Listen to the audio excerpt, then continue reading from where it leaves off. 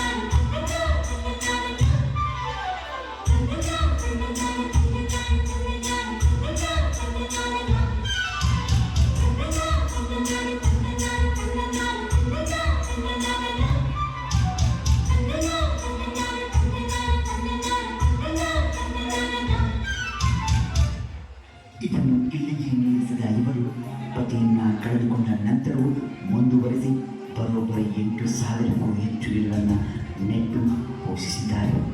ಇವರ ಈ ಸೇವೆಯನ್ನು ಗುರುತಿಸಿದ ನಮ್ಮ ದೇಶ ಹಾಗೂ ವಿದೇಶಗಳಲ್ಲೂ ಹಲವಾರು ಪ್ರಶಸ್ತಿಗಳು ಲಭಿಸಿದೆ.